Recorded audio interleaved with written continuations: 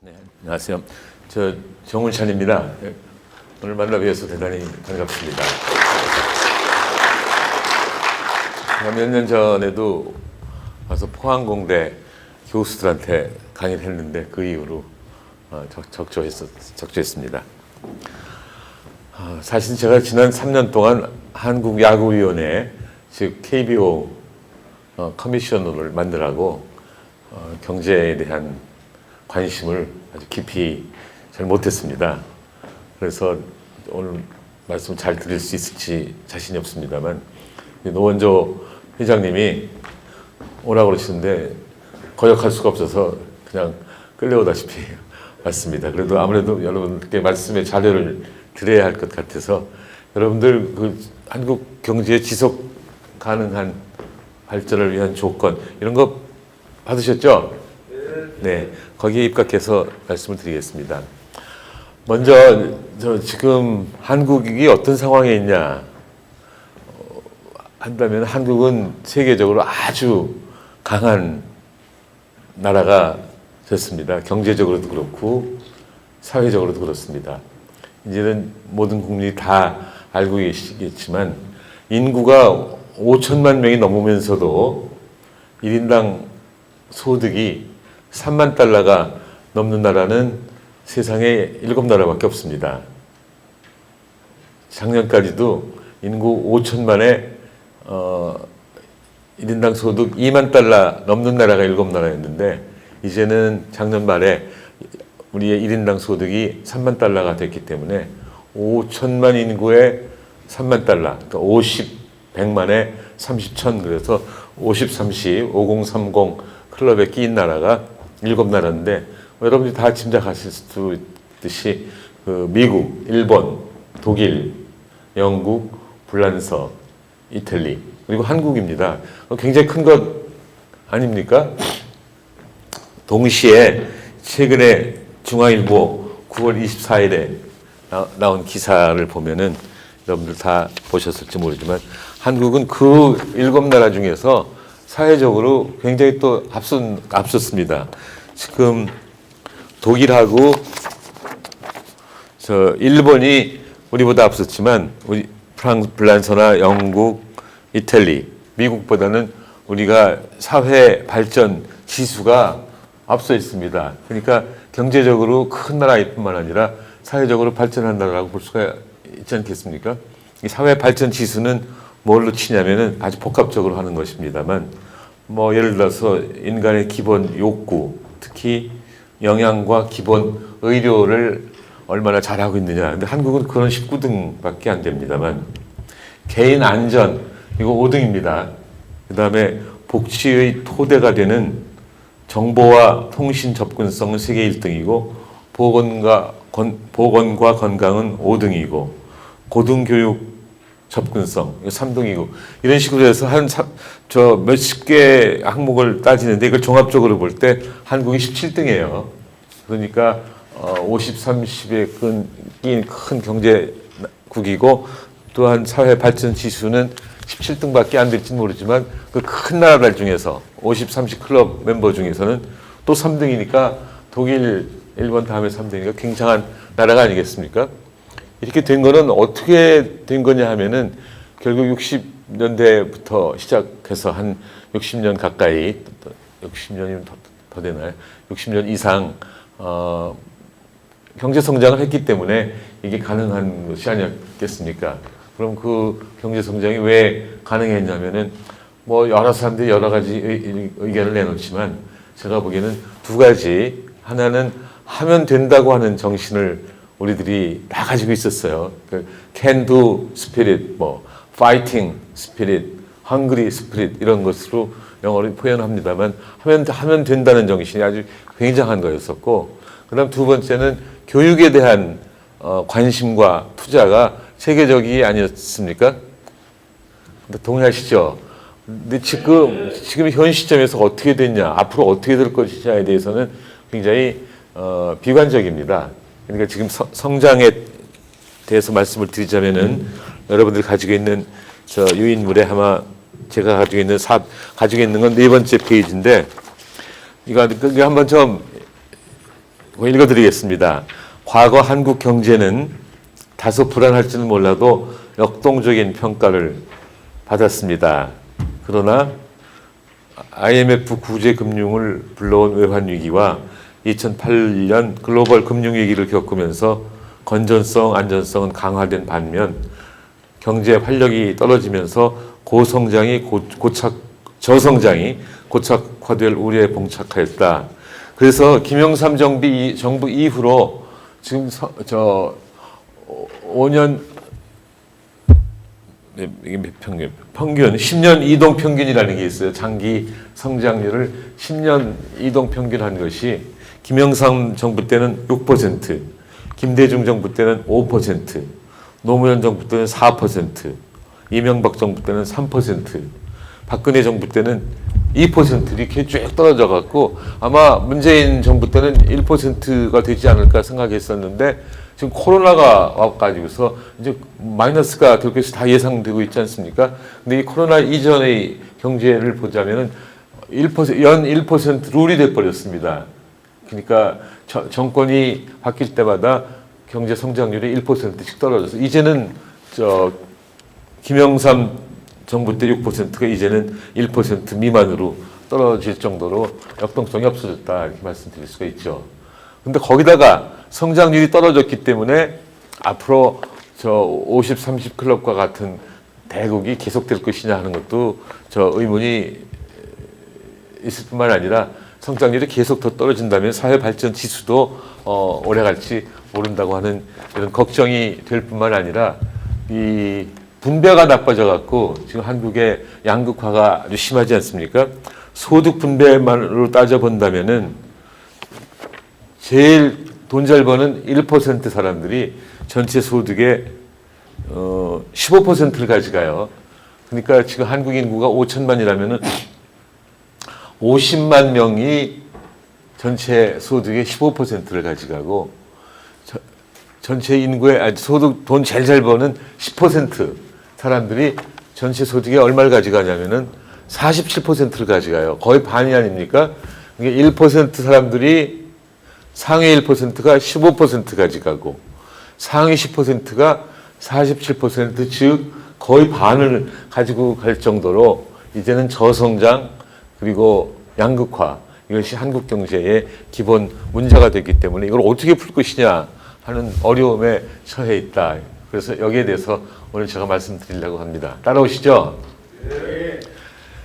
여기 이런 말은 상당히 조심해야 되거든요. 외국 가서는 제가 한 5년 전에 카나다의 토론토 대학에 가서 세미나를 하다가 갑자기 정신을 잃고 한국이 이제 세계적으로 실대 경제 강국이 됐다 이렇게 했어요. 그랬더니 어떤 교수가 손을 들면서 백인 교수니까 막 카나다 교수처럼 보이는데 그럼 너희가 G7 국가란 말이냐 이렇게 하대요. 그래서 할 말이 없어서 내 정의에 의하면 그렇다. According to my definition, 한국이 G7 국가다. 그랬더니 그럼 카나다는 어떻게 되냐? 지금 G7 아까 말씀드린 한국을 제외한 6나라 더하기 카나다가 G7인 거 아시지 않습니까? 이 G7 G 얼마 따지는 거는 2차 대전 후에는 G2가 꼭 따지자면 미소 하다가 1970년대에 들어와서 경제가 잘 안 움직이니까 이제는 미국 혼자로는 세계 경제를 논하기도 힘들고 경영하기도 힘드니까 같이 하자 해서 만든 게 G7이에요. 미국, 일본, 독일, 영국, 프랑스, 이탈리에다가 미국이 자기 나라 옆에 있는 카나다도 껴갖고서 7나라가 같이 의논하자 이런 게 G7이죠. 근데 제가 한국이 세계 7대 경제 대국이라고 하니까 이제 깜짝 놀라서 질문했던 거예요. 그러니까 저쪽에서 네 데피니션이 뭐냐? 그래서 50, 30 데피니션이다. 그때는 벌써 아직도 한국이 1인당 소득이 3만 달러가 안 될 때이기 때문에 인구는 5천만 명이 넘고 1인당 소득은 3만 달러가 넘거나 3만 달러에 근접한 나라를 기준으로 하면 한국이 G7이다 이렇게 얘기했더니 어떤 중국산 전생인 사람이 그럼 인구로 따지면 중국은 왜 거기 못 끼냐 그래서 중국은 공식적으로는 13억, 비공식적으로는 14억의 인구를 가지고 있다고 하지만 1인당 소득이 $10,000도 안 되기 때문에 세계 경제를 논의하는데 끼기는 좀 부적합하다 이렇게 농담으로 넘어간 적도 있습니다만 그만큼 한국이 지금 굉장히 커졌고 사회 발전 정도도 굉장한데 앞으로 어떻게 될 것이냐에 대해서 걱정이다 그런 말씀이죠. 아까 말씀드렸듯이 1% 룰이라고 하는 거는 서울대학교 김세직 교수하고 저하고 연구해서 만든 정말 저희들이 만든 법칙입니다. 그게 무슨 법칙이 되겠습니까? 그러나 한 정부가 바뀔 때마다 김영삼 정부로부터 쭉 경제 성장률이 1%씩 줄어들었다는 의미에서 저성장 국가가 돼버렸고 그다음에 양극화가 심하다 이런 말씀이죠. 그럼 어떻게 하면 좋으냐? 어떤 경제가 잘 되려면 뭐가 잘 돼야 되겠습니까? 그 나라의 그 생산 능력이 계속 확충돼야 되고 동시에 생산 능력을 활용해서 만든 물건을 누가 잘 사줘야 되겠죠.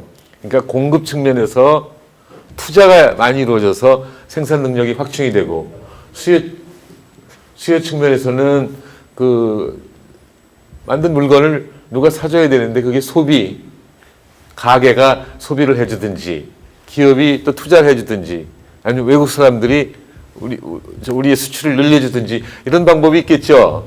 그러니까 공급 측면에서는 투자가 늘어나야 되고 수요 측면에서는 소비, 투자 그리고 수출이 늘어나야 되죠. 여기서 여러분들이 느끼실 수 있는 게 투자는 공급 측면에도 관계되고 수요 측면에도 관계되는 거예요. 투자를 하게 되면 생산 능력이 확충될 것인데 동시에 투자라고 하는 것은 뭐냐면은 다른 기업의 자본재를 사들이는 행동 아닙니까? 그러니까 투자를 하게 되면 우리가 투자를 하면 그것이 생산 능력의 증가도 나타날 뿐만 아니라 그 투자재를 만드는 기업으로부터 우리가 물건을 사들이는 수요의 증가의 효과도 있다 이런 말씀이죠.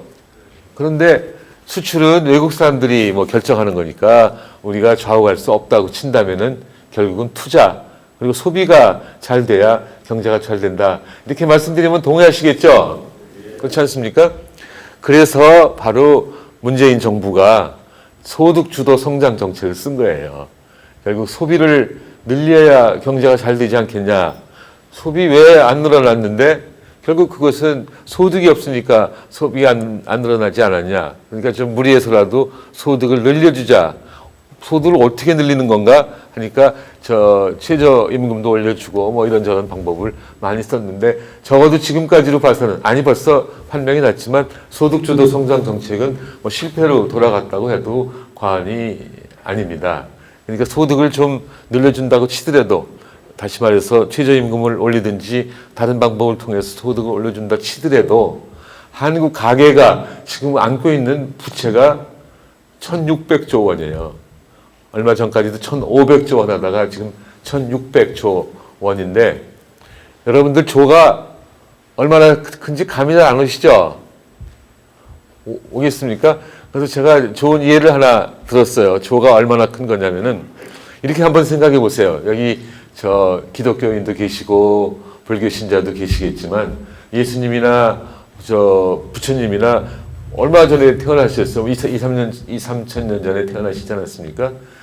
예를 들어서 예수님으로 설명을 하자면은, 예수님은 지금 2020년 전에 태어나셨는지, 2016년 전에 태어나셨는지, 아니, 2024년 전에 태어나셨는지, 정말 다시 AD 0년에 태어나셨는지, BC 4년에 태어나셨는지 잘 모른다고는 그러지만, 하여튼 2000년 전에 돌아가셨는데, 예수님이 태어난 날로부터 오늘까지 매일 100만 원씩 하루도 빠지지 않고 써왔다고 치더라도 아직도 예수님은 1조 원 못 썼을 거다. 그러면 1조 원은 큰 돈이죠. 하루에 100만 원씩 쓰면은 1년에 365일이니까 3억 6,500만 원을 쓰는 거예요. 하루에 100만 원씩 매일 써도 3억 6,500만 원입니다. 그렇죠? 1000년이면 3,650억 원이죠. 2000년이면 7,300억 원이죠. 2000년에다가 20년 더 해봤자 7,300 플러스 알파 아니겠습니까? 그러니까 예수님이 1조 쓰려면 아직도 멀었다면 1조가 굉장히 큰 것 아니겠습니까? 그런데 우리 국민들이 가계에서 지고 있는 빚이 1,600조 원, 인구가 5천만이라고 한다면 1인당 3천만 원씩 다 이상, 3천만 원 이상 빚을 지고 있는 거 아니겠습니까? 굉장한 빚을 지고 있는 거예요. 지금 제 손녀가 늦게 나서 만 5살인데 걔도 3천만 원 빚을 지고 있고, 우리 사촌 형이 87세인데 그분도 3천만 원 빚을 지고 있고, 다 이렇게 빚을 평균적으로 3천만 원 이상 지고 있기 때문에 소득 조금 늘려봐야 소비가 늘어날 것이냐, 어려운 겁니다.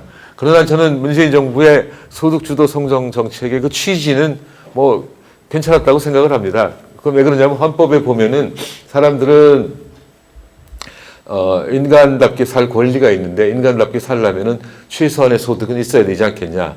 그러니까 인권 정책적 차원에서 소득을 올려주겠다고 한다면은 그거는 이해가 되겠는데, 최저임금 인상을 통해서 소득을 올려주면 결국 소비가 늘어나갖고 그 한국 경제가 생산한 제품에 대한 수요가 늘어나서 경제가 활발해질 것이다.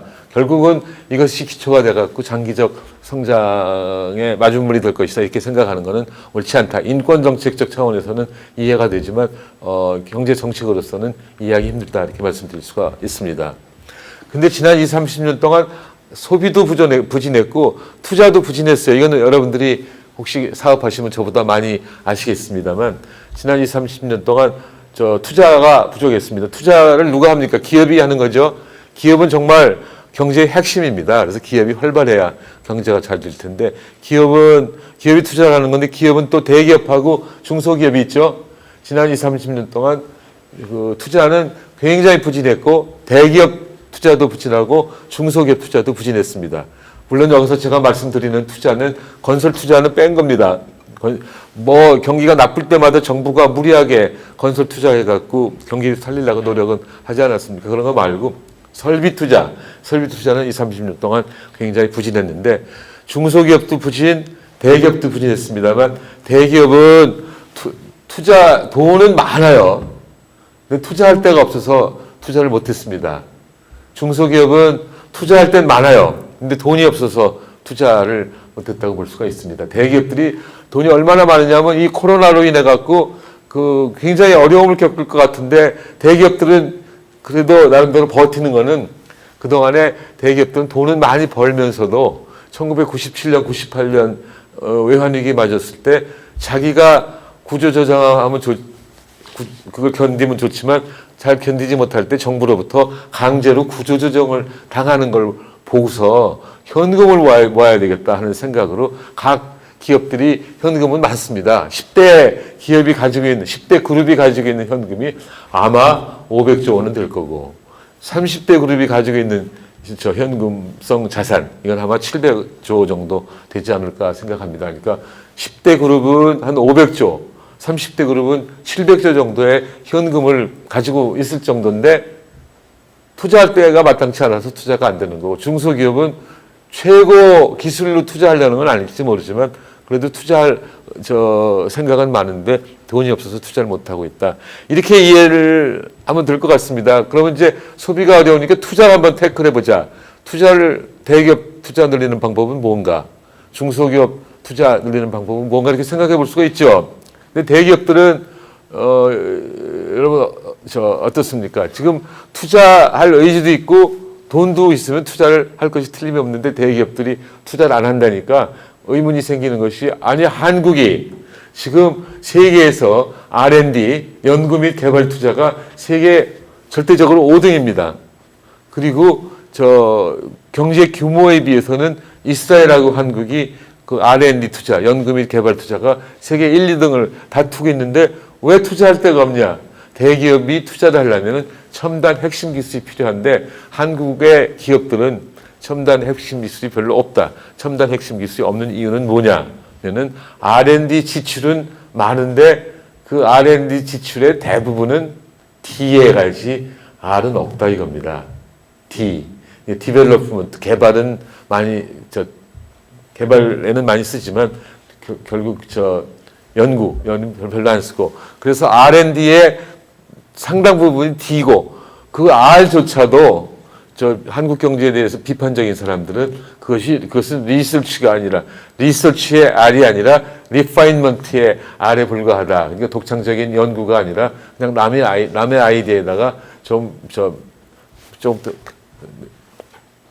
어떤 다른 아이디어를 가미한 것에 불과하다 이런 뜻이죠. 현재 우리가 갖고 있는 대부분의 저 공업 분야가 사실은 그 남의 것을 베껴서 한 것이 많다고 해도 뭐 저 틀림이 없을 것입니다. 대기업이 R&D 지출의 대부분을 D하고 있다면은 그래서 R이 짓고 그 R도 리파인먼트에 불과하다고 한다면은 한국 대기업이 투자를 하게 만들려면은 대기업들이 앞으로는 D보다는 R도 리파인먼트보다는 리서치하도록 유도해야 된다. 이런 것이 대기업이 투자하도록 유도할 수 있는 것인데 지금 그런 것들은 시간이 걸리기 때문에 시간이 안 걸려도 금방 할 수 있는 것이 무엇이냐? 그러면은 중소기업들은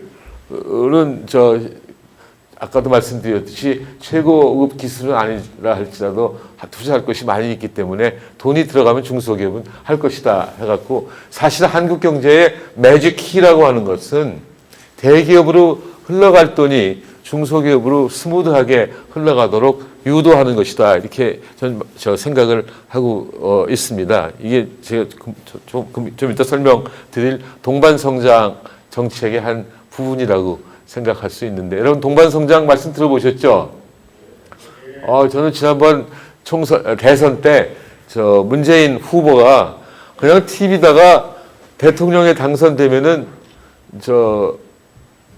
동반성장 사회를 만들겠다고 도배질을 막 며칠 동안 했는데 대통령이 당선된 다음에 지금까지 문재인 대통령 입에서 동반성장이라는 단어는 한 번도 안 나왔습니다. 그래서 제가 이 얘기를 했더니 어떤 사람이 저보고 국내에서는 안 했지만 동남아시아에 가서 동반성장이라는 단어 한번 썼다 그래갖고 그거는 포용성장이라는 말을 쓰려다가 잊어버려갖고 동반성장이라는 말을 쓰지 않았냐는 농담까지 했습니다만 그 이유는 여기서 뭐 말씀드릴 수 없습니다. 여러 가지 이유가 있겠습니다만 동반성장에 대한 관심이 좀 덜하다 이렇게 생각을 하는데 그럼 동반성장이 뭐냐 별거 아닙니다. 더불어 성장하고 함께 또는 공정하게 나누어서 다 같이 살기 좋은 사회를 만들자는 하나의 사회 철학이라고 해도 뭐 틀림이 없을 것입니다. 근데 여기서 가끔 사람들이 오해하는 것이 동반성장이란 마치 있는 사람 거 좀 뺏어다가 없는 사람한테 주는 것처럼 이해하는 수도 있습니다만 절대 그게 아니라 동반성장은 경제 전체의 파이는 크게 하되 큰 사람들은 먹을 것이 있을 뿐만 아니라 여유가 있음에 반해서 작은 사람들은 여유가 없으면 물론이려니와 먹을 것조차도 없으니 파이는 크게 하되 분배는 지금보다 조금 바꾸자 이런 것입니다. 이것도 무리하게 바꾸자는 것이 아니라 조금 이따 말씀드렸듯이 합리적으로 바꾸자 이런 뜻입니다. 예를 들어서 현재 한국의 GDP가 100이고 100이 대기업한테 가고 다른 100이 중소기업한테 갔다고 한번 쳐보세요. 그래서 대기업은 뭐 힘센 자, 중소기업은 힘 약한 자라고 해도 좋고 부자, 가난한 사람 이렇게 나눠도 좋겠습니다만 현재 100이 GDP인데 50이 큰 사람한테 가고 나머지 50이 작은 사람한테 갔다고 친다면은 동반성장이 추구하는 거는 GDP를 100에서 예를 들자면 110으로 늘리되 종전처럼 분배를 하면은 큰 사람 55, 작은 사람 55 가져야 되겠죠? 근데 그렇게 하지 말고 큰 사람 뭐 53, 54 작은 겁니다. 그 정도 하고 작은 사람은 57, 58 이 정도로 하자는 게 동반성장이 꾀하는 겁니다. 따라오시죠?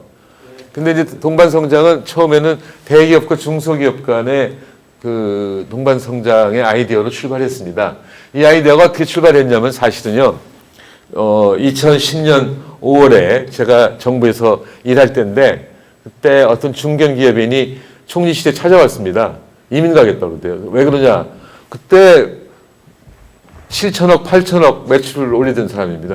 왜 그러냐 그랬더니 해도 너무해서 그렇다. 그래서 뭐가 너무합니까? 그랬더니 후레치를 너무해서 그렇다. 그래서 제가 무슨 뜻인지 알아들었습니다만 잘 못 알아듣은 척하고 뭘 후려칩니까? 했더니 이 경제학자가 그것도 모르고 경제학한다고 저 뻐기고 다니냐고. 아니 납품가를 후려치지 뭘 후려쳐. 저 호남 사람인데 호남 말로 그렇게 말씀하는 걸 들은 적이 있습니다. 그래서 제 혼자 생각도 해봤고 또 총리실 직원들한테 이게 무슨 말이냐 그랬더니 워낙 납품가 후려치기, 현금 결제 대신에 어음 결제, 아주 큰 그 기술 탈취, 그 다음에 서면 주문 대신에 구두 주문 하는 것들이 대기업이 중소기업에 대해서 행하던 불공정 거래 행위였는데, 이건 뭐 옛날에도 있었고 2010년 얘기입니다. 옛날에도 있었고 쭉 있었지만 IMF로부터 구제 금융을 받은 이후에 너무 심해져 갖고 기업들이 지금 고생을 하고 있다. 뭐가 심해졌냐 했더니, 왜 그렇게 심해졌냐 했더니 IMF로부터 550억 달러 차관 구제 금융 받았었잖아요.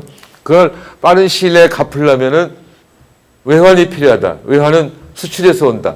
수출 잘하려면은 수출 단가를 낮춰야 된다. 근데 수출 단가 낮추는 방법이 뭐가 있겠습니까? 별로 없어요.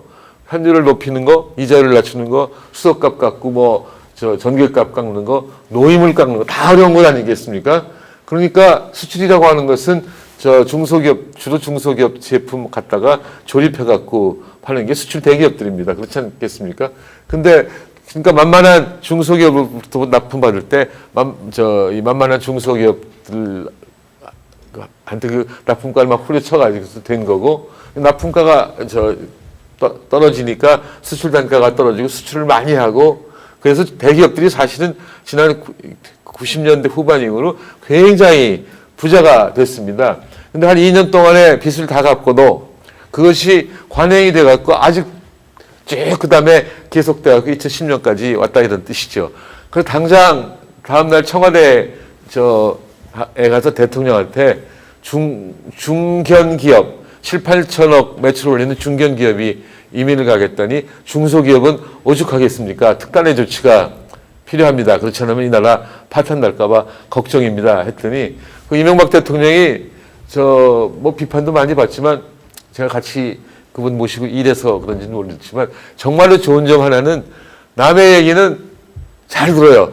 듣는다고 다 따르는 건 아닙니다. 그렇지만 제가 그걸 1시간 동안 얘기했더니 그거를 그 다음에 다른 보좌관들한테 조사해 보라고 그래갖고 그해 9월에 저는 이제 봄에 말씀드렸는데 9월에 동반성장위원회를 만들기로 하고 12월에 동반성장위원회가 설립이 정식으로 발족을 했습니다. 근데 저보고 저는 그때 이제 벌써 2010년 6월 29일에 세종시 개선안이 박근혜 대표의 주도하에 부결이 돼갖고 저는 이제 총리를 대통령한테 사표 내고서 그만두지 않았습니까? 8월 2월 29일 날 당장 사표를 냈는데 대통령이 가지 말라고 하도 붙잡는 바람에 한 달은 버텼지만 8월 달에 그만뒀는데 저보고 대통령이 동반성장위원회 초대위원장을 맡으라고 그래서 싫다고 그랬죠. 대학 졸업한 후에 처음 놀았더니 참 좁디다 그랬더니 아니, 당신이 발제해놓고 어떻게 안 하자고 그래갖고 제가 동반성장위원장을 한 1년 4, 5개월 하고 뭐 정부가 만들어 놓고 알고 보니 아무도 안 도와줘갖고 거기를 그만뒀다가 다시 2012년 봄에 동반성장연구소를 만들었습니다. 이거는 제가 동반성장위원회를 그만두고 나서 생각난 분이 계셨는데 그분이 여러분들이 신문에 가끔 보셨을 거예요. 프랭크 스코필드 박사라는 분 들어보셨죠?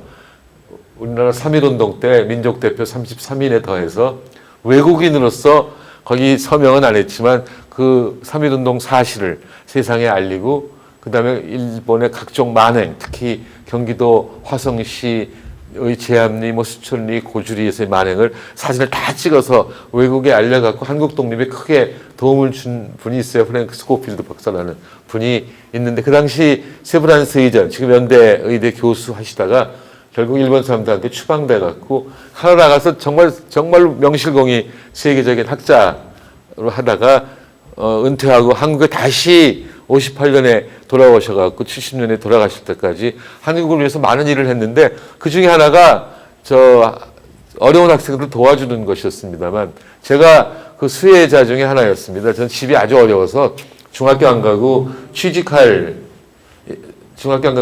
예정이었는데 그분이 그 당시 중학교 입시가 있지 않았습니까? 좋은 중학교 붙으면 등록금 대준다고 그래갖고 결국은 저 중학교, 고등학교 그분이 등록금 다 대줘서 학교 다니게 된 분인데 그분한테 배운 게 많이 있지만 이게 있어요.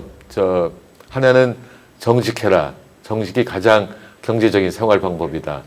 또 하나는 국력을 키워라. 국력을 키우지 않으면 너희 나라 다시 일본한테 먹혀들지 어떻게 하냐. 그래서 국력을 키우라고 말씀하시고, 세 번째가 어려운 사람, 특히 선한 어려운 사람한테는 비둘기처럼 하고, 강한 사람, 그러나 정의롭지 못한 강한 사람한테는 호랑이처럼 하라, 이렇게 말씀을 하셨는데, 제가 대학 갈 때 또 이제 그분이 역할을 좀 하셨어요. 자세히 말씀드리려면 시간이 없어서 그냥 결론부터 말씀을 드리자면은, 막판에 어디 가면 좋으냐 그랬더니 지금 경제개발 5개년 계획으로 성장은 굉장히 됐는데 지금 분배가 너무 악화돼서 걱정이다. 근데 한국의 부자들은 웬일인지 가난한 사람들에 대한 배려가 눈꼽만치도 없어서 안타까우니 소득 격차, 부의 격차 등 여러 격차를 줄일 수 있는 방안을 가르쳐주는 학교에 가서 공부를 하고 졸업한 다음에는 아마 이런 분배가 나쁜 상황이 40년, 50년 후에도 계속될 테니까 일생을 분배의 격차를 줄이는 노력을 하면서 살으라고 그러셔서 제가 경제학과를 갔습니다.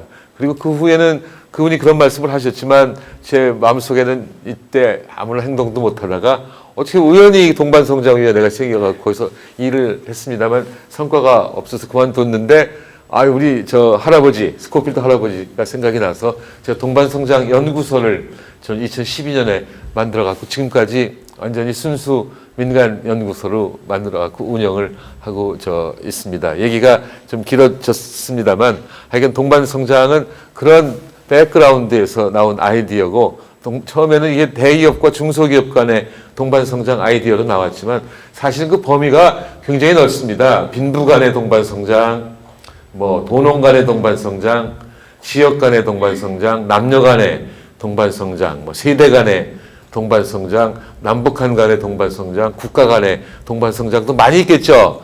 지금 우리 박근혜 대통령 때 없어버린 그 개성공단은 남한과 북한 간의 동반성장을 위한 것이라고 볼 수가 있지 않겠습니까? 그 다음에 만병통치약은 아니라 할지라도 FTA, 이거는 국가 간의 동반성장이라고 얘기할 수가 있고, 지금 서울대학교 제가 총장할 때 채택한, 아직도 도입한, 아직도 계속되고 있습니다만, 지역균형 선발제도 아시죠? 들어보셨어요? 애기들 혹시 대학 갈 애기들 있으시면 들어보셨겠습니다만, 제가 총장 되자마자 학생처한테 서울대학교 학생의 구성이 어떻게 되냐고 그랬더니 100명 중에 46명이 서울, 26명이 강남이라고. 그래서 그러다가 우리가 국립대학인데 잘못하다가 서울시립대학 되겠다. 더 나아가서 잘못하면 서울시 강남 구립대학 되겠다. 이렇게 농담을 했답니다. 잊어버렸는데. 그래서 그 후로 우여곡절 끝에 전국의 고등학교 교장 선생님들이 3명 이내로 학생을 추천하면은 한 5,000명 정도 됩니다. 그 중에서 1,200~1,300명 뽑는 것이 지역균형 선발 제도인데, 이거는 지역 간의 동반성장을 위한 것입니다. 봉화 고등학교가 있는지 없는지 모르지만 봉화 지역의 어느 고등학교하고 전남 강진의 어느 고등학교 학생들이 1등 한다면은 서울의 청담고등학교, 현대고등학교보다 못할 이유가 뭐 있겠습니까? 아마 대학 들어와서 처음에는 좀 모자랄지도 모르고 실제로 서울대학 들어와서 성적이 좀 떨어진다고 그래요. 1년에는. 근데 4년 지날 때는 오히려 성적이 더 좋은 학생들도 많고 이렇게 됐는데, 이거는 완전히 지역 간의 동반성장을 위한 노력의 일환이라고 말씀드릴 수 있습니다. 자, 이런 동반성장의 이런 무엇이냐에 대한 아이디어를 잡으셨으면 아까 제가 말씀드린 거 있죠. 대기업으로 흐를 돈이 스무드하게 중소기업으로 흐르도록 유도한다면은 중소기업이 투자를 할 수 있다. 투자를 하면은 생산이 늘어난다. 생산이 늘어나면은 고용이 늘어난다. 고용이 늘어나면 소득이 늘어난다. 이건 일해서 번 소득이 늘어나는 거예요. 정부가 준 소득이 아니라. 그럼 소득이 늘어나면 소비가 늘어난다. 그러면 그 경기 침체를 완화할 수가 있고 이것이 기초가 돼서 장기적 성장에 마중물이 되지 않겠냐 이렇게 생각할 수도 있고 지금 한국의 중소기업은 전체 기업의 99%를 훨씬 넘습니다.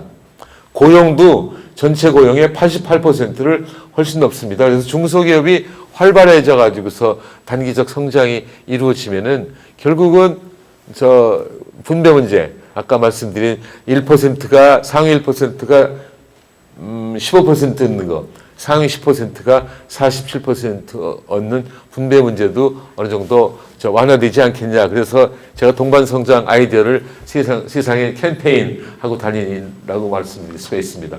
그럼 어떤 방법으로 대기업으로 흐를 돈이 중소기업으로 흐르도록 유도하겠냐. 첫째는 이익공유예요. 이익공유. 이것도 이제 저보고 빨갱이라고 그러죠, 사람들이. 이익공유는 무슨 지가 돈 벌었으면 됐지. 이 자본주의 국가에서 이익을 얻은 걸 누구하고 공유하라는 거야? 이렇게들 얘기합니다. 제가 사실 2011년에 이 아이디어를 냈다가 그냥 이건희 회장님한테 혼났죠. 당신이 그 사업가의 아들로 태어나셔서 경제학을 공부했고 또 사업도 해봤지만 이익공유라는 게 어느 나라 말이냐. 자본주의 용어냐, 사회주의 용어냐, 공산주의 용어냐 이렇게 비판을 많이 하셔서 신문에 굉장히 오랫동안 났었어요. 근데 그거는 삼성조차도 그런 아이디어를 회장님한테 안 가르쳐 드렸구나. 그래서 참으로 안타까워 했었는데 이 공유는요, 100여 년 전에 미국의 할리우드에서 나온 개념이에요. 여러분, 할리우드가 어떤 데입니까? 영화 만드는 데 아닙니까? 영화 제작하는 사람들이 영화 만들 때 누가 필요합니까? 여러 사람이 필요하겠지만 제일 필요한 건 감독하고 배우 아니겠습니까? 근데 감독하고 배우한테 돈 줘야 되잖아요. 얼마 주겠어요? 영화가 잘 될지 안 될지 모르니까 난감하지 않겠습니까? 그때 바로 우리가 어릴 때부터 듣던 개런티라는 단어 있죠? 정확하게는 러닝 개런티입니다. 러닝 개런티가 얼마 줄게. 더 남으면 우리 대박 치면 더 줄게 하는 것이 프로핏 쉐어링이에요. 미국에 아주 유행하는 말입니다. 프로핏 쉐어링, 이익 공유라고 하는 것은 할리우드에서 처음 나오고 처음에 러닝 개런티 주되 더 남으면 더 줄게 하는 건데 대기업하고 중소기업하고 한번 생각해 보세요. 대기업이 아까 말씀드린 수출 대기업이 지금 비용으로는 도저히 수출을 못하겠다. 중소기업 여러분 납품가좀 좀 깎겠습니다. 그래서 수출이 가능하도록 합시다. 수출 잘 되면은 그 남는 거 당신들한테 좀 주겠습니다. 이게 프로핏 쉐어링 하자는 건데 따라오시죠? 그렇지 않습니까? 아주 정말로 간단한 거고 헐리우드에서 했을 뿐만 아니라 그 다음에 이게 이제 제조업으로 가서 크라이슬러라고 자동차 하는 데 있죠? 자동차 회사 거기서도 하고 있고 그 뭐다 저 에어컨이 뭐죠? 무슨 에어컨 잊어버렸다. 에어컨도 그렇고 자동차도 그렇고 뭐 롤스로이스라든지 여러 군데서 이걸 갖다 하고 있습니다. 그리고 지금은 이제 여러 나라에서 호주나 영국이나 스웨덴이나 이런 데서 이익 공유를 충분히 하고 있을 뿐만 아니라 2016년에 이제 세계 각국이 다 불평등 때문에 고생하고 있을 때 지금은 과거 일이 됐지만 4년 전 미국 대선 때 그 버니 샌더스나 힐러리 클린턴이나 모두 다 대선 공약을 어떻게 가장 큰 걸 뭘 했냐면 자기들이 당선만 된다면은 미국의 전 산업에 걸쳐서 이익 공유가 보편화되도록 각종 인센티브를 주겠다고 했었지 않았습니까? 그러니까 그 이익 공유가 별 생소한 개념이 아닌데 사실 우리나라에는 아직 잘 안 알려져 있던 것을 제가 얘기해갖고 비판을 받은 적이 있고요.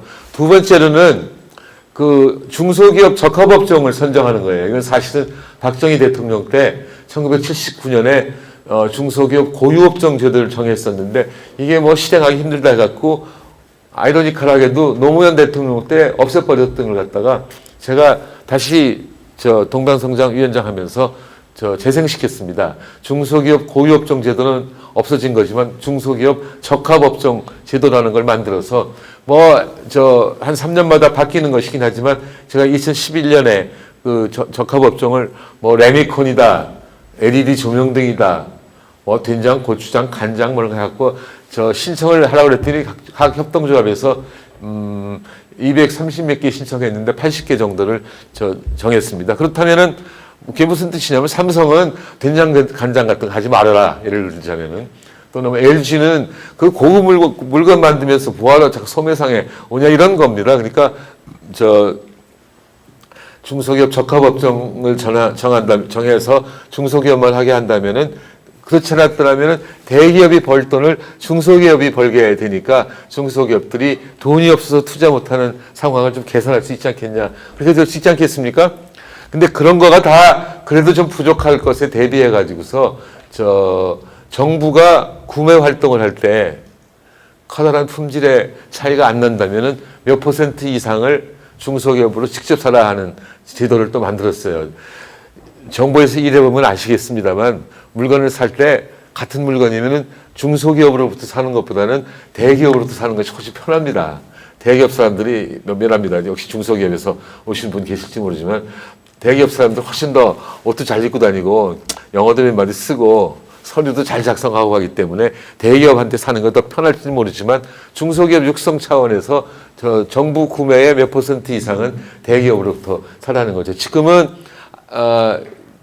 정부가 구매할 때 20억 이하는 중소기업으로부터 사게 돼 있습니다. 20억 이상은 몰라도 이걸 또 좀 더 넓히자고 지금 법안이 국회에 제출되어 있으나 아직 통과되지 않고 있습니다만 이런 식으로 해서 아까 말씀드렸듯이 대기업으로 흐를 돈이 중소기업으로 흐르도록 유도함으로써 중소기업이 투자, 생산, 고용, 소득, 소비 이런 것들이 증가하도록 하고 그 과정에서 양극화도 어느 정도 해소될 수 있지 않겠냐 이런 것이 동반성장의 기본 아이디어가 아까 말씀드렸듯이 모든 분야에서 다 동반성장 아이디어를 적용하고 응용할 수 있다 이렇게 말씀드릴 수가 있습니다.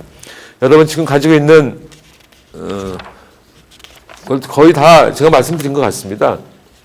지금 8장 제 책으로 8페이지, 9페이지 있는데 여러분들 가지고 계신 그 유인물에 동반성장의 작동 원리라는 거 나오죠? 한 7페이지 전후에서 나옵니까? 나오죠?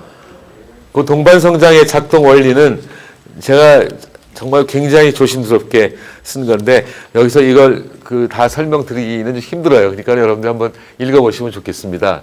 이 동반성장 아이디어가 무슨 아이디어를 내면은 우리 자본주의 사회를 자꾸 간섭해 이런 식으로 대기업들이 말씀할 때 거기에 대해서 제가 대응 논리로 세운 것입니다. 그때 대기업들이 내세우는 그 경제 원리라고 하는 건 뭐냐면 아담 스미스의 국부론인데 아담 스미스의 국부론은 모든 사람들이 다 자기 이익을 추구하면은 결국 보이지 않는 손에 의해서 전체 경제의 후생이 극대화된다 이런 말씀이지만 아담 스미스는 국부론 말고 국부론 쓰기에 10여 년 전에 도덕 감정론이라는 걸 썼고 도덕 감정론이 통화하는 세계에서 경제가 어떻게 이루어질까 그걸 국부론에서 묘사한 것에 불과한데 도덕 감정론에서 나온 얘기는 사람들은 다 제멋대로 경제 활동이건 다른 활동을 하는데 전부 사회에서 같이 살기 때문에 내가 이 일을 할 때 다른 사람들이 어떻게 생각할까 하는 걸 생각함으로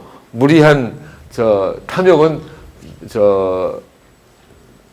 부리지 않을 것이다. 그런데 만약에 부린다고 한다면은 그건 국가가 법으로서 제한을 해야 된다. 이런 얘기들이 나와요. 그리고 더 나아가서 내가 하는 일이 법의 상식에 어긋날까 아닐까를 생각할 뿐만 아니라 우리 사회가 잘 되려면 내가 또 남한테는 뭘 해주면 좋을까까지도 생각해서 활동을 하는데 그때 그 활동 중에서 지나친 탐욕이 지배하게 되면은 경제가 파탄 날지도 모르지만 대체적으로는 자연스럽게 스무드하게 움직일 것이다. 그러나 만약에 파탄이 난다면은 결국 정부가 경제에 개입해야 된다. 이런 것이 사실은 아담 스미스의 기본 원리인데 우리 한국에서 가르칠 때는 각자가 소비자는 지 효용의 증대를 위해서 생산자는 자기 이익을 증대를 위해서 노력하면은 결국 사회는 잘 된다고 하는 것이지만 사실은 그렇지 않다. 이런 말씀을 거기다 해놨고요. 제가 오늘 여러분들한테 한두 가지만 좀 말씀드리고 싶은 거는 이 코로나 시대에 이제 코로나 시대가 와갖고 다들 과거하고 다른 세상이 되지 않았습니까? 그래서 여러분들 가지고 계신 유인물의 맨 앞에 제가 지금 KBO에 있기 때문에 저도 한번 써놨습니다. 첫째 번 문단을 한번 보세요. 신종 코로나 바이러스 감염증의 창궐로 우리의 일상은 지금까지 우리가 알던 것과는 전혀 다른 모습이 되었습니다. 그 초록 잔디와 푸른 하늘은 있지만 관중이 없는 야구장에서 펼치는 야구처럼 말입니다. 이 코로나 이전에도 벌써 세상은 저성장 양극화가 마치 노멀처럼 되어버려서 이것이 신정상이다, 뉴 노멀이다 이렇게 얘기를 했는데 앞으로는 이 뉴 노멀 또는 어떻게 보면 뉴 애브노멀 이런 것들이 코로나 이후 더욱더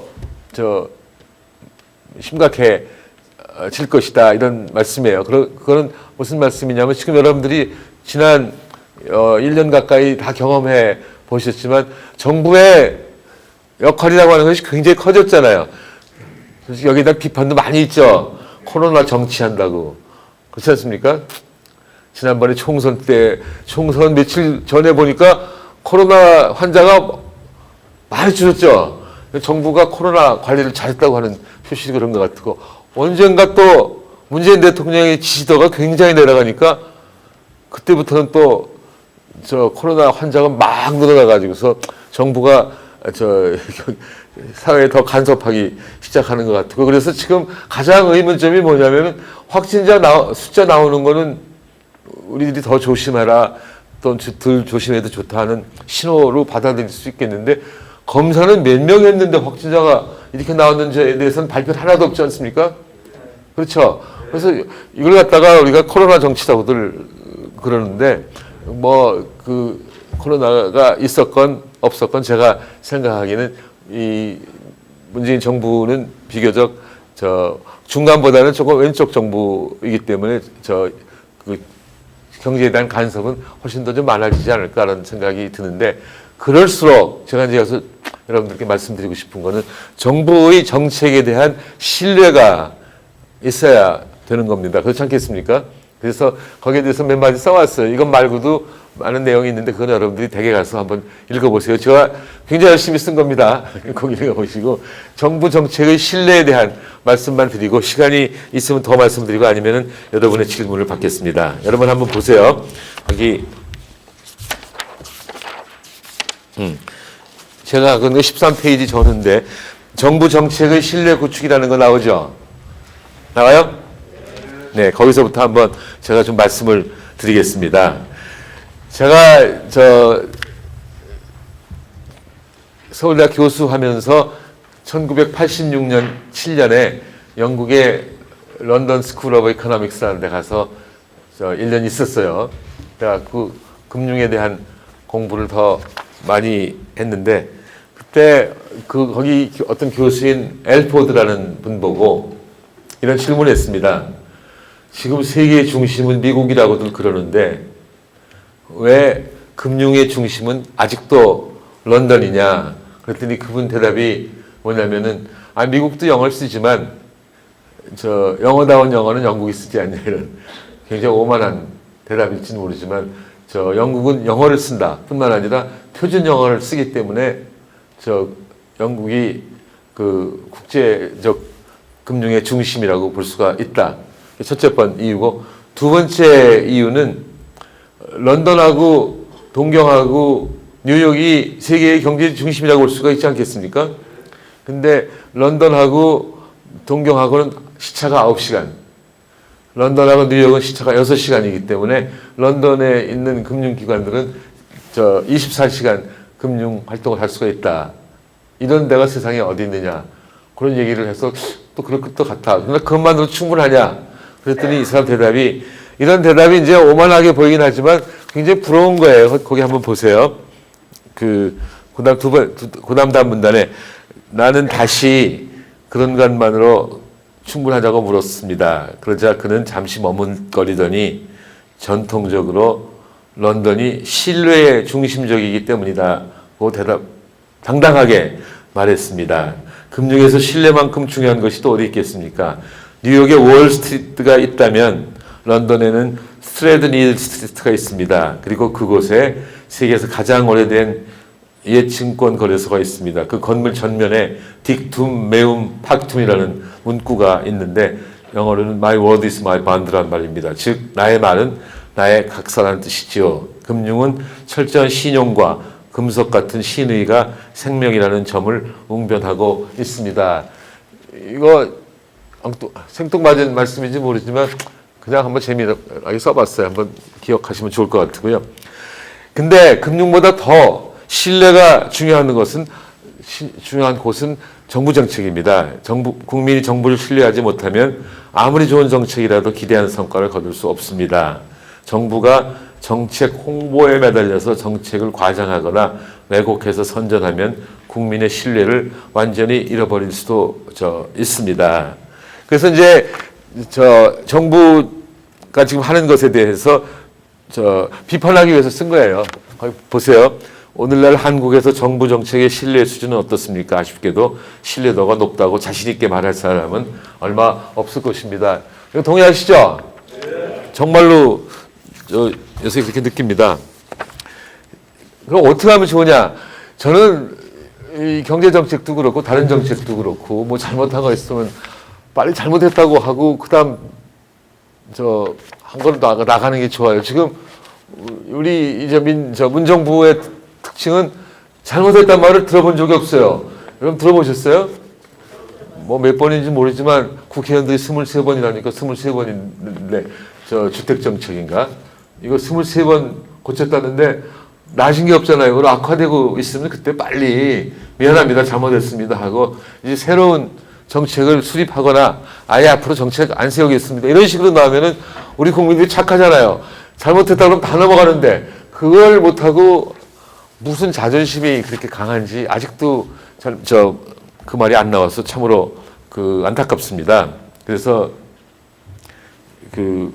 고단 문단에 썼어요. 정부가 그간의 정책 실패를 인정하고 명확하고 일관된 정책 기조를 견지해야 됩니다. 이렇게 썼는데 그것과 관련해서 요새 또 뉴딜이라는 게 나오잖아요. 무슨 뭐 디지털 뉴딜, 그린 뉴딜, 무슨 뉴딜 막 나오는데 이런 뉴딜 정책이라고 하는 것을 잘 못 이해하고 있어요. 뉴딜 정책은 루즈벨트 대통령 때 나온 것이지만 뉴딜이라고 하는 것은 새롭게 다룬다는 뜻입니다. 이게 전부 세상을 바꿔놓겠다는 얘기인데 그린 뉴딜이건 디지털 뉴딜이건 무슨 뉴딜이건 다 지금까지 있던 정책을 짜깁기 해놓고서 거기다 이름은 디지털 뉴딜, 그린 뉴딜 붙여서 참으로 안타깝다고 생각을 합니다만 제가 지도할지 모르지만 좀 같이 읽어봐도 괜찮겠죠? 고단 문단 좀 보세요. 찾으셨죠? 정부는 이제 새로운 길을 걸어야 한다. 정책의 기본 바탕으로 신뢰를 다시 구축하는 길로 가야 한다. 신뢰 구축을 위해서는 정직과 투명성이 가장 중요하다. 이거 동의하시죠? 미국 루즈벨트 대통령의 노변 정담을 소개합니다. 그래서 이제 다음 넘어가갖고 다음 문단에 미국의 뉴딜은 구호만으로 성공한 것이 아닙니다. 꾸준한 실천으로 성공한 것입니다. 성공의 뒤에는 정부에 대한 국민의 신뢰가 있었습니다. 그리고 그 신뢰를 얻기 위한 루즈벨트 대통령의 끊임없는 노력이 있었습니다. 그래서 한 7, 8줄 넘어가서 루즈벨트 대통령은 특유의 유머와 과장하지 않는 솔직함 그리고 담백함으로 국민을 감동시키고 정책을 믿고 따르도록 하였습니다. 그리고 문단을 하나 더 넘어가서 이게 제가 사실 하고 싶은 말입니다. 내가 직접적인 표현은 아니지만 하나는 뭔가 아는 사람들이 해야 된다. 그 말 되죠? 두 번째는 좀 경험 있는 사람이 해야 된다 이런 말입니다. 그걸 제가 길지만 한 번 더 읽어드릴게요. 그 문단. 정부 정책의 신뢰 구축은 또한 정책을 운영하는 정책 당국자의 전문성과 그에 기초한 정책 운영술. 즉 여러분들 유명한 존 메이나드 케인스 있죠. 그 케인스의 아버지도 경제학자예요. 네빌 케인스의 저서 Scope and Method of Political Economy에서 강조한 정책의 기회성의 아트에 크게 좌우된다. 그러니까 경제 정책이면 경제를 아는 사람이 해야 할 뿐만 아니라 그 아는 것만으로는 부족하고 그 아는 것을 잘 활용할 수 있는 사람, 아무래도 경험이 많은 사람도 잘 활용할 수 있지 않겠습니까? 그런 사람이 있으면 좋겠다는 것입니다. 이러한 전문성과 정치의 기회성은 정책 담당자의 경제 전반에 대한 폭넓은 이해, 정보 및 데이터에 대한 탁월한 해석력, 정책 방향에 대한 예리한 감각 등을 필요로 한다. 그것은 장기간에 걸친 경제정책의 이론과 현실에 대한 경험을 통해서나 체득할 수 있는 것이다. 정부가 실질적인 전문성의 확충을 통해 경제 정책에 대해서 압도적인 지적 우위를 확보할 수 있도록 민간 부분도 정부의 견해를 경청할 가능성도 높아지고 그만큼 신뢰를 얻게 될 것이다. 이거 무슨 말씀인지 아시겠죠? 그래서 지금 일하는 사람들이 전문성도 있고 또한 그 경험도 좀 있어야 되지 않겠냐 이런 말씀이고요. 그냥 그게 다 결론입니다. 별거 없습니다. 그러니까 제가 오늘 말씀드린 거는 지금 현재로서는 경제도 큰 나라가 됐고 사회도 굉장한 발전을 이루었는데 그게 과거의 하면 된다는 정신과 교육 때문에 됐다고 말할 수 있으나 현재 보면은 그 경제 대국을 계속 유지할 수 있을 것인지 사회 발전 정도를 유지할 수 있을 것인지 자신이 없다. 왜냐하면 성장률이 계속 떨어지고 있고 뭐 하면 된다는 정신도 점점 쇠퇴하고 있기 때문에 그렇다. 그래서 이제 지금 좀 더 말씀드리겠습니다. 단기 처방과 장기 처방이 있을 텐데 단기는 우선 동반 성장으로 가자. 왜 그러냐면은 지금 경제 대국이 계속될 것인지 아닐 것인지에 대해서 두려움이 있는 것은 결국 경제를 잘 만들기 위해서는 투자도 많이 있어야 되고 소비도 많이 있어야 되는데 소비는 지금 많이 올라가기를 기대하기 힘드는데 투자는 한번 태클해보자.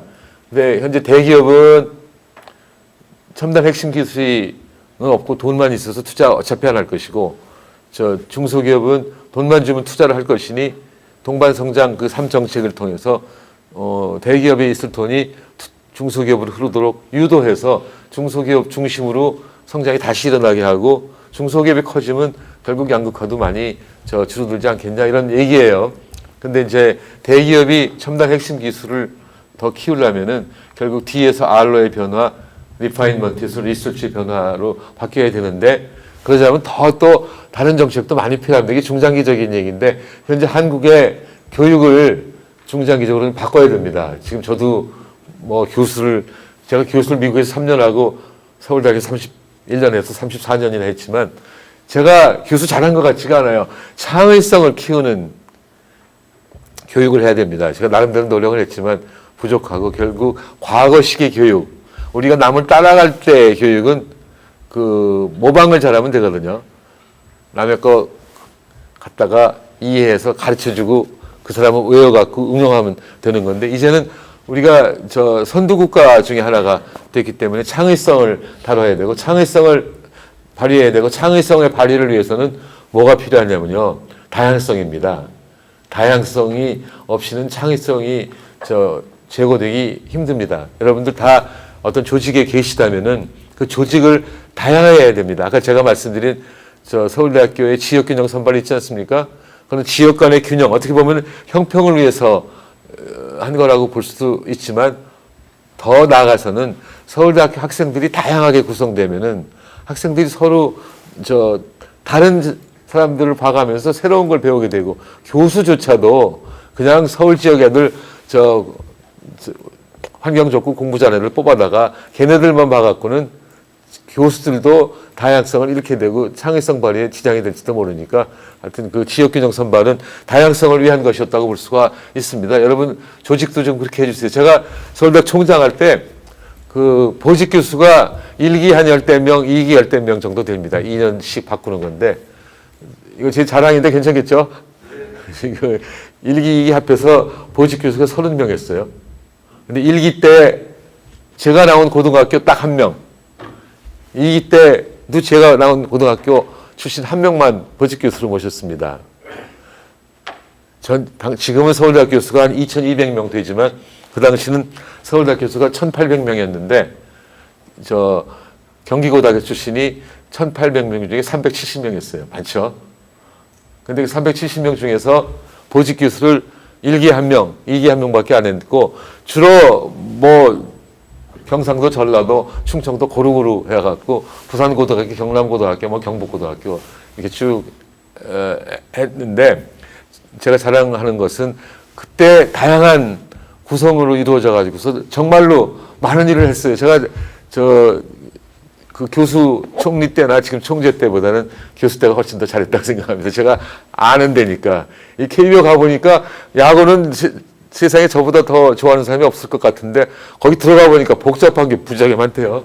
그래서 만족스럽게 못했다고 생각합니다. 특히 총장 할 때에 비해서는.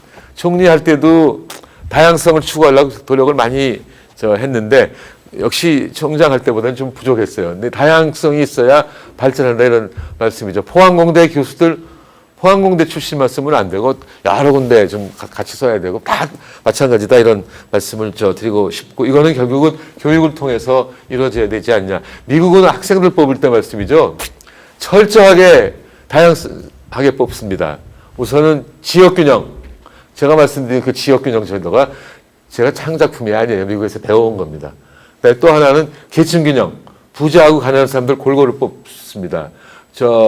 뭐 하버드나 이런 대학에서 사람 뽑을 때 우리 졸업생들은 앞으로 미국의 지도자가 될 텐데 지도자가 될 사람이면은 부자들이 가난한 사람도 알고 가난한 사람들 출신들을 뽑아갖고 또 부자들의 사정도 알고 있어야 나라의 통합이 이루어지지 않겠냐는 것이죠. 그런 노력했는데 무슨 트럼프 대통령 같은 대통령밖에 없냐 그렇게 질문하면 할 말이 없습니다만 하여간 그 다음에 또 하나는 인종균형까지 확실합니다. 미국이 흑인이 전체 11%니까 우리 학교에도 흑인이 11%는 들어야 된다.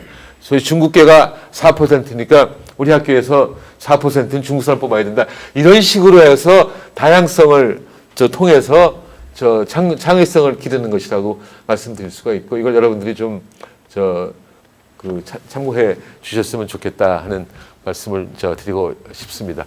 말씀드릴 거 많이 있는데 역시 여러분들이 관심 있는 거 질문을 받으려면 좀 일찍 끝내야 될 것 같은 생각이 들어서 질문 받겠습니다. 질문 없으시면 딴 말씀 더 드리겠습니다만.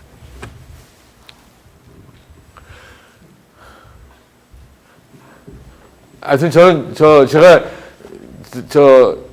또 하나 자랑할 게 있다면 저희 선생님이 조순 선생님이에요. 조순 선생님 아시죠? 네. 조순 선생님이 일생을 제가 1967년에 처음 만났는데 그 이후로 일생을 통해서 우리들한테 가르치는 거는 조화와 균형입니다. 조화와 균형. 정부 정책할 때도 조화와 균형. 학교 움직일 때도 조화와 균형인데 요새 제가 걱정이 되는 게 하나가 있어요. 여러분들은 뭐 연세 드신 분들이라 여러 가지 의사결정을 성숙하게 하시겠지만 요새 젊은 애들이 증권 투자 너무 많이 하죠? 느끼세요? 저도 딸이 지금 노처녀가 하나 있는데 아빠 나도 투자 좀 배워야 되겠어. 그래갖고 돈 필요하다고 해서 얼마 필요하냐고 그랬더니 뭐 한 500만 빌려달라고 그 말은 빌려가는 것이면 갚겠어요. 500 빌려달라고 해서 빌려줬는데 매일 현대자동차 오늘 올랐네. 삼성전자 떨어졌네. 뭐 또 뭐더라 요새 미국에 뭐 하나 또 한 50만 원어치 샀는데 5만 원 올랐네 떨어졌네 뭐 이런 식으로 하는데 이거 굉장히 위험한 거예요. 일생 사는데 자기의 재산을 자기 재산의 포트폴리오를 다양화하는 것은 굉장히 중요하지만 지금 여기 너무 빨리 빠지면은 전체 자원이 이리 흐른다는 거죠. 머리도 이리 흘러가고 다른 자원도. 그래서 제가 여러분들한테 거기 써놨어요. 지금 이 정부가 금융을 갖다 제가 전공이 금융입니다. 그렇긴 하지만 제가 과감하게 너무 금융하면 안 된다고 하는 말을 써놨는데 어디더라? 제 책으로 이걸로 11페이지입니다. 11페이지. 금융과 실물 간의 동반성장이라는 거 있죠? 있어요? 거기서부터 한 페이지 한 페이지 정도네, 뭐. 아닌가? 거의 2페이지? 네, 한 2페이지 정도, 거의 2페이지에 걸쳐서 있는데, 그거 좀 읽어보세요. 여러분들 사고하는데 도움이 될 거라고 생각합니다. 저는 금융과 실물도 동반 성장해야 된다고 생각합니다. 다시 말해서 경제의 금융 부분과 실물 부분이 조화와 균형을 유지해야 한다는 말씀이죠. 자본주의는 성숙해질수록 금융 부분이 커지는 경향이 있다는 것도 쭉 있고, 잘못하면요, 이 과도하게 금융화된 경제는 카지노 경제를 가져오고 금융자산 가격에 거품을 조성합니다. 그런데 거품은 언제나 터지게 마련입니다. 그것이 절정에 도달하는 것이 금융위기죠. 금융위기는 금융만의 위기로 끝나지 않습니다. 경제 전체의 위기를 수반합니다. 2007, 8년의 미국발 금융위기는 금융만의 위기가 아니라 실물 부분을 포함하는 경제 위기였습니다. 그래서 경제의 과도한 금융화는 실물 부분을 위축시키는 결과도 가져온다. 우리가 갖고 있는 인적 물적 자원이 한정되어 있는데 그것이 금융 부분으로 많이 가면 실물 부분이 위축되지 않겠습니까? 이 경제를 굉장히 어렵게 할 가능성이 있습니다. 이 젊은들이 증권 투자를 너무 하는 것 같아서 걱정된다는 말씀이 있고, 그 다음에 금융 자본주의에서는 일반인들도 종래에 경제하려는 의지, 즉 건강 전략이나 양입 유출 등 전통적 경제 원칙을 우습게 여길 수도 있고, 그 다음 81년에 노벨상을 받은 제임스 토빈 교수의 얘기가 있는데, 이것도 지금 말씀드린 거하고 비슷한 맥락에서 나온 것입니다. 지금 이 실물 부분에 갈 자원들이 금융 부분에 가서 쓸까 봐 걱정된다. 그리고 끝으로 한 걸음 더 나아가서 경제의 금융화는 부와 소득 분배의 양극화를 가속시킵니다.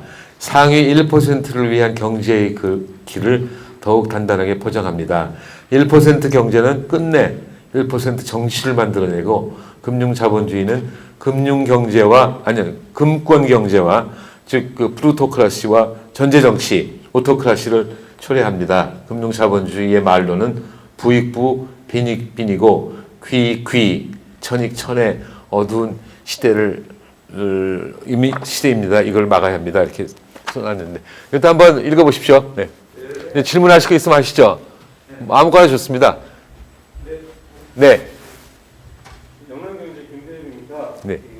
최근에 그 정부는 부동산에 이렇게 좀 낀 돈을 그 주식으로 이렇게 농성을 갖다가 옮겨가도록 유도를 하고 있는데요.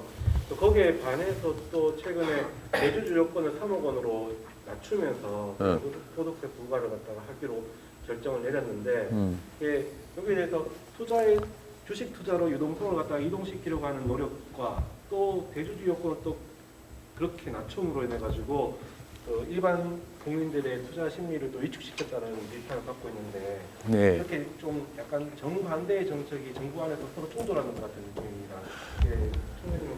네, 저 첫 번째 금융 투자를 갖다가 국민을 금융 투자로 유도하는 것은 지금 금방 말씀드린 금융과 실물 간의 조화를 이뤄야 한다는 측면에서 바람직하지 않다고 생각을 하고, 두 번째 것에 대해서는 지금 논의 중인 걸로 알고 있습니다.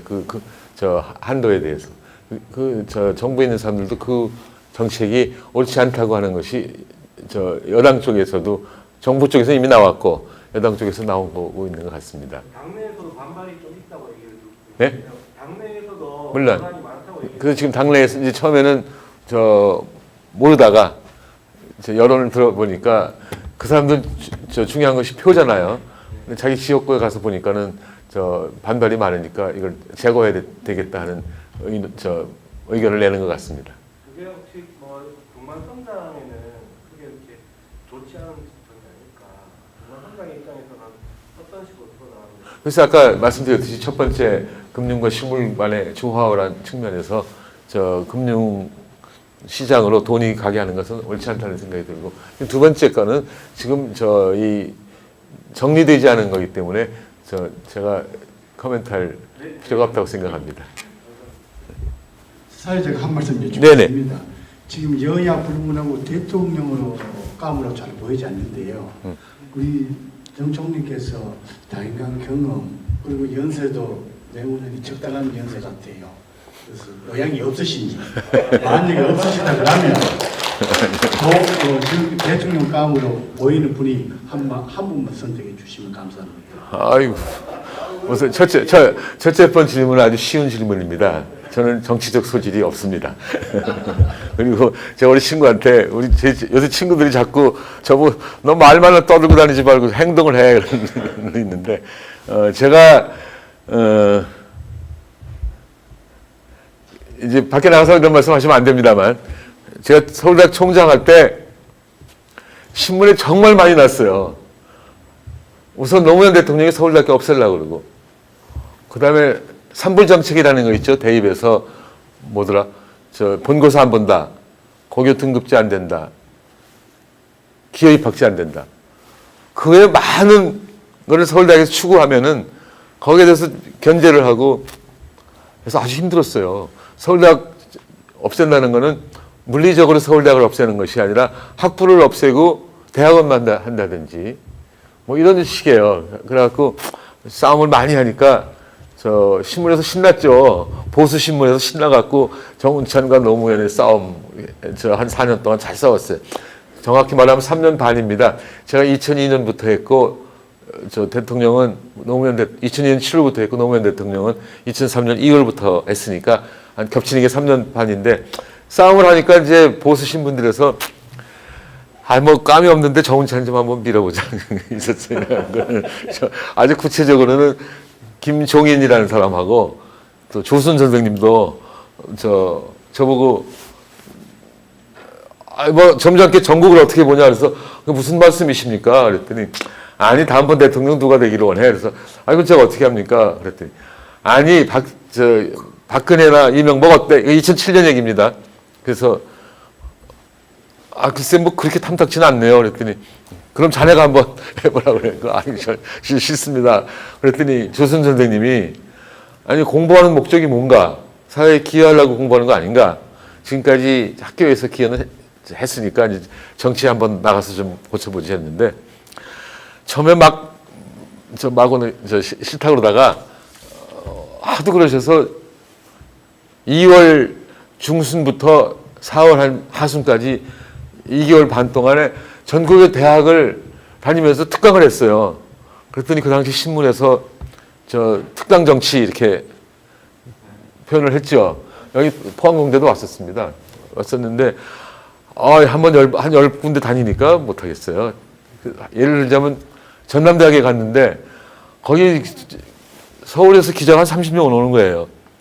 근데 그 중에 한 친구가 서울대학교 경제학과 나온 친구인데 선생님 오늘 피곤하실 때 맥주 한잔 사주세요. 그래서 그러지 뭐. 그랬더니 한 20명 기자가 오대요.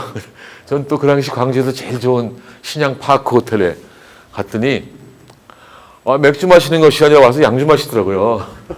뭐 20여 명이 양주를 먹으니까 그것도 폭탄 양주에서 돈이 뭐 200만 원 더 들어가대요.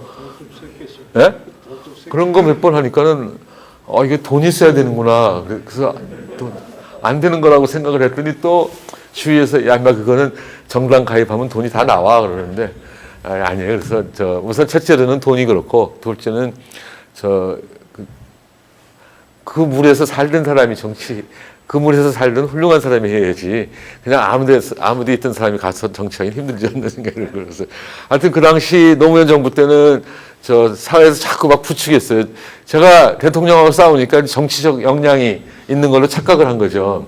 저는 원칙대로 그냥 얘기하고 싸우고 했는데 그래서 저는 정치적 소질이 없다고 스스로 판단을 했습니다. 요새도 저보고 서울시장 나오라 뭐 대통령 나오라고 많이 얘기하는데 저는 아닌 것 같은데요. 근데 그다음 네가 아니면 누구냐 그렇게 말씀하신다면은 잘 모르겠어요. 지금 여도 별로고 야도 별로고 그러다가 나오겠죠. 뭐 저는 김종인 이런 거 신문에 쓰지 마세요. 이런 얘기는 김종인 위원장이 우선 제일 처음에는 저는 김종인 위원장이 거기 가지 말고 아무리 김 위원장이 보기에 사람들이 작다 할지라도 지들끼리 서로 지지기 먹고 하다가 리더가 하나 나오도록 했으면 좋았었을 것 같다는 생각이 들고 지금 김종인 위원장이 이왕 왔으니까 할 거는 빨리 서울시장감이건 대통령감이건 부각을 시켜가지고서 몇 명 부각시켜서 경쟁을 시키면 좋을 텐데 아직 안 내놓잖아요. 누구 얘기 나오면 그 사람은 아닌데 그 사람은 아닌데 하는 거가 그래서 서울 제 친구들은 의심을 하대요. 자기가 나오고 싶어서 그런 것 같다고. 잘 모르겠는데 저 두 번째 질문에 대해서는 저는 그 김종인 위원장이 그 야당의 후보를 빨리 몇 명 해갖고 경쟁시키도록 유도했으면 좋겠고, 여당은 모르겠어요. 요새 나온 사람들 별로 마음에 안 드는 것 같은데 모르겠습니다. 미안합니다. 네, 또 질문 없으세요? 언제까지 해야 되죠? 네네네. 여러분, 저 마스크를 쓰셔서 얼굴도 다 못 뵙고 그렇고 합니다만, 또 이렇게, 경사가 져서 다 뵙지 못하고 말씀드렸으나, 오늘 오랜만에 강의하는 게 힘드네요. 이 KBO 하면서 외부 강의 안 했거든요. 힘든데, 제 강의는 보잘 것 없었다 치더라도, 원고는 열심히 쓴 거니까, 댁에 가서 한번 읽고, 저하고 같이 생각을 공유해 주시면 고맙겠습니다. 이 나라가 살 길은 동반성장밖에 없습니다. 우리만이 아니에요. 지금 모든 나라가 다, 예를 들어서 OECD, Inclusive Economy, 그걸 직역하면 Inclusive Growth, 포용 성장인데, 그 포용 성장이나 이 동반 성장은 영어로 제가 Shared Growth, 쉐어한다는, 그러고 했는데, 마찬가지입니다. 모든 나라가 다 그러고 있는 마당에 OECD가, Inclusive Economy를 슬로건으로 내걸면서 내세운 게 Equal Opportunity to All, 모든 사람한테 동일한 기회를, Fair Distribution Among All, 모든 사람 사이에 그 공정한 분배를, 이 OECD에서 나온 그겁니다. 지금 우리 사회는 너무 그런 것에 대한 소개가 없어서 참으로 안타깝습니다. 우리가 동반 성장의 필요성이 더한데, 다른 나라도 지금 굉장히 필요하지만 OECD 같은 데서 나온 아이디어를 세상에 좀 알렸으면 좋겠는데, 왜 그 언론들이, 특히 보수 언론들이 제 아이디어를 안 알리는지 모르겠어요. 아마 보수 언론들이 재벌들 돈 받고 움직여서 그런 것 같다는 생각이 듭니다. 광고가 있어야 살지 않겠습니까? 그래서 광고 때문에 그런 게 아닌가 하는 걱정은 있는데, 하여간 제 동반성장 아이디어가 여러분 그리고 또 다른 분들한테도 많이 퍼지기를 기원합니다. 고맙습니다.